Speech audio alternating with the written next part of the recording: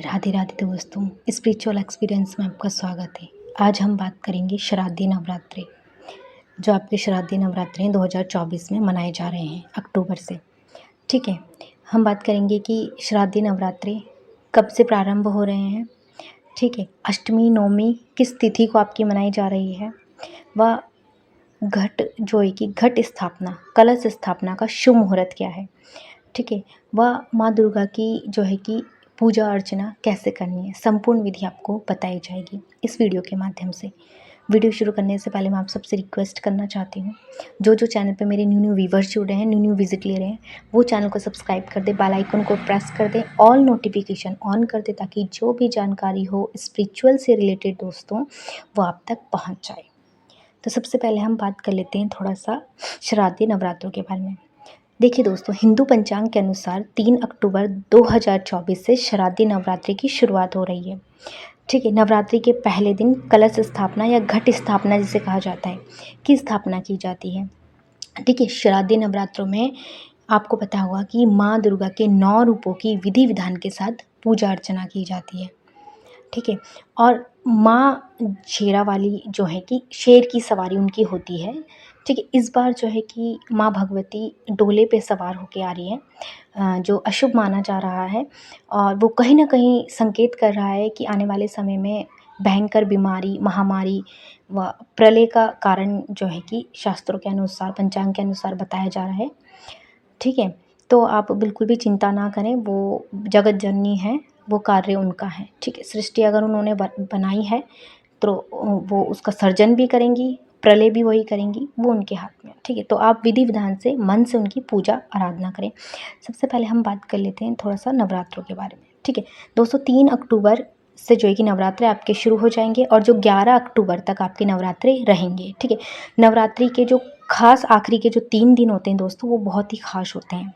इस साल श्राद्धी नवरात्रि 3 अक्टूबर गुरुवार से शुरू हो रहे हैं। ठीक है, हिंदू पंचांग के अनुसार अश्वनी मास की प्रतिपदा तिथि जो है कि 3 अक्टूबर मंगलवार की अर्धरात्रि 12:18 पर शुरू होगी। ठीक है, तिथि का जो समापन है वो 4 अक्टूबर को रात 2:58 पर समाप्त हो जाएगा। ठीक है, अब बात कर लेते हैं हम कलश स्थापना का शुभ मुहूर्त क्या है। ठीक है, पंचांग के अनुसार 3 अक्टूबर को ठीक है कलश स्थापना का शुभ मुहूर्त है। सुबह 6:15 से आपका शुरू हो जाएगा और 7:22 तक आपका रहेगा। ठीक है, स्थापना के लिए आपको 1 घंटा 6 मिनट का समय मिलेगा। ठीक है, इसके अलावा घट स्थापना अभिजीत मुहूर्त में भी किया जा सकता है। ठीक है, अभिजीत मुहूर्त में भी आप जो है कि स्थापना कर सकते हैं कलश की। उसका शुभ मुहूर्त क्या है, ये आपका 11:46 पर शुरू होगा। ठीक है, और समाप्त होगा 12:33 तक ये रहेगा आपका, मतलब 47 मिनट तक जो है कि आपका अभिजीत मुहूर्त रहेगा। इन 2 जो है कि मुहूर्तों में से आप अपना कलश कभी भी स्थापित कर सकते हैं। ठीक है, ये तो हो गया आपका कलश स्थापना का शुभ मुहूर्त। ठीक है, जो मैंने आपको बताया है। बात करते हैं हम अष्टमी और नवमी कौन सी तिथि को है। देखिए दोस्तों, जो आपकी अष्टमी और नवमी है वो एक ही दिन आपकी आ रही है। ठीक है, 11 तारीख को आपकी अष्टमी और नवमी मनाई जाएगी, पर आप 10 तारीख को भी अष्टमी मना सकते हैं। इसकी मैं आपको तिथि बताती हूँ। ठीक है, पंचांग के अनुसार 12:31 पे जो है कि अष्टमी शुरू हो जाएगी आपकी 10 तारीख को। ठीक है, 10 तारीख को 12:31 पे आपकी अष्टमी शुरू हो जाएगी और ये समाप्त होगी 11 अक्टूबर 12:06 पे आपकी अष्टमी समाप्त हो जाएगी। नवमी तिथि मनाने के लिए दोस्तों आपको 3 मुहूर्त बताए गए हैं। ठीक है, 3 मुहूर्त हैं, तीनों मुहूर्तों में अलग अलग समय है। पहला आपका सामान्य मुहूर्त है।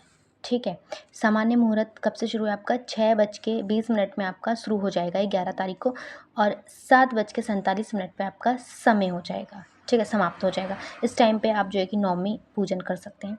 दूसरा समय है आपका जो है कि जो लाभ उन्नति के लिए बहुत शुभ माना गया है। इस समय में आप जो है कि नवमी पूज सकते हैं। ये समय शुरू हो जाएगा आपका 7:47 पे शुरू होगा और 9:14 पे ये समाप्त हो जाएगा। तीसरा जो मुहूर्त है आपका वो है अमृत सर्वोत्तम, जो बहुत ही ज़्यादा शुभ मुहूर्त है। ठीक है, ये समय आपका शुरू हो जाएगा 9:14 से 10:41 तक का जो है कि इसका समय रहेगा। 10:41 पे समाप्त हो जाएगा। ठीक है, ये 3 मुहूर्त हैं। तीनों में से आप किसी भी मुहूर्त में जो है कि नवमी पूज सकते हैं, पूजा अर्चना कर सकते हैं। ठीक है, और सबसे शुभ मुहूर्त दोस्तों जो हैं कि कुल मिला के हम कह सकते हैं कि तीनों जो मुहूर्त हैं उनमें से सबसे जो सर्वोत्तम अमृत जो है कि मुहूर्त है वो है आपका 9:14 से 10:41 तक।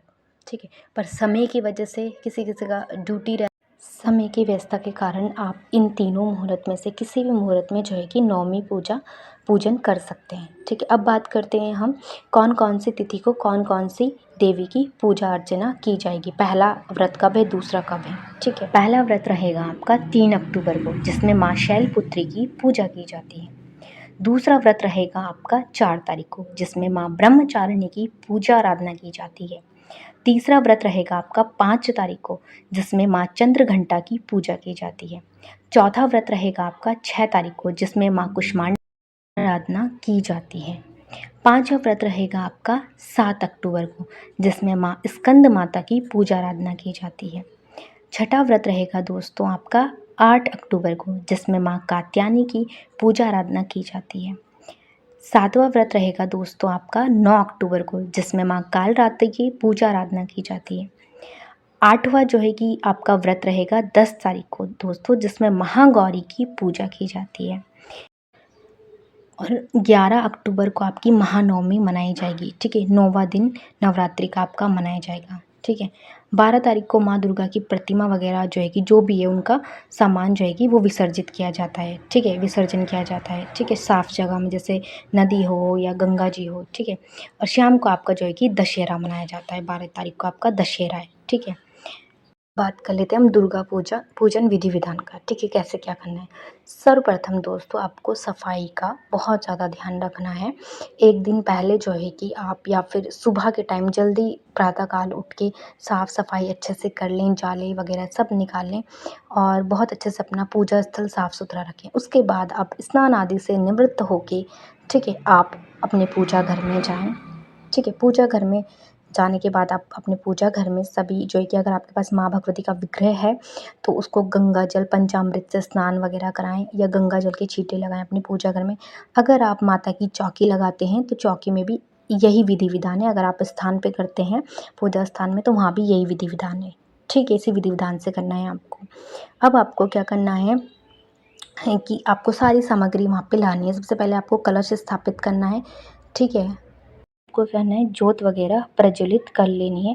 उसके बाद आपको आचमन करना है। आचमन करने के बाद आपको संकल्प लेना है। ठीक है, चाहे आप एक दिन का व्रत कर रहे हैं शुरू लास्ट का, चाहे आप 9 दिन तक व्रत रख रहे हैं या माँ भगवती की 9 दिन तक अखंड जोत जला रहे हैं। ठीक है, या उसके ब्रह्मचर्य का पालन कर रहे हैं तो संकल्प के साथ कीजिए। ठीक है, जो भी आपकी मनोकामना है उस संकल्प में बोल दीजिए। आपको मैंने संकल्प की वीडियो मैंने बना रखी है, डिस्क्रिप्शन में मैं लिंक ऐड कर दूँगी, आप पहले उसको देखिए और तब जो है कि आगे से वीडियो देखिएगा। ठीक है, उसके बाद आपको संकल्प लेना है। संकल्प लेने के बाद जो है कि आपको क्या करना है, अब आपने जो कलश में पानी, एक कलश में पानी भरना है।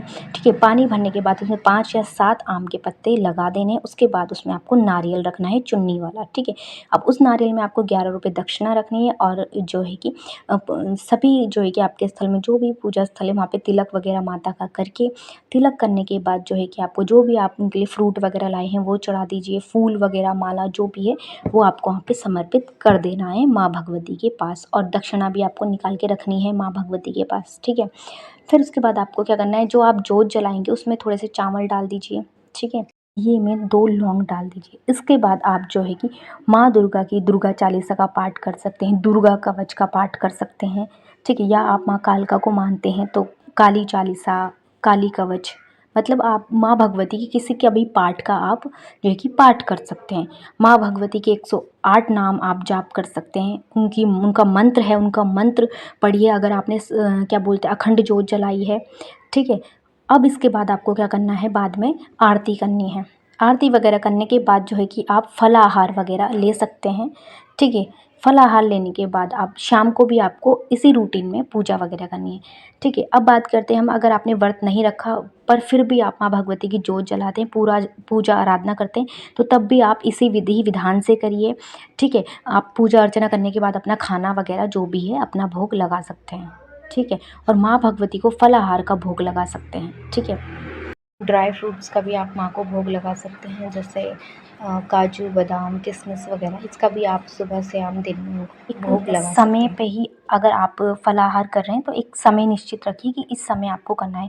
बार-बार आपको फलाहार का सेवन नहीं करना है, ठीक है? एक निश्चित समय संकल्प के साथ करना है और नियम के साथ करना है, ठीक है? तभी आपकी मनोकामना जो भी वो पूर्ण होगी और जो है कि आपकी पूजा का आपको पूर्ण रूप से फल मिल सकेगा, ठीक है? और पूजा में आती है जौ की बात। जौ आप किसी भी पात्र में बो सकते हैं, कोई प्लेट हो, कोई थाली हो या कुछ भी आपके पास ऐसा पात्र हो, गहरा होना चाहिए, ठीक है?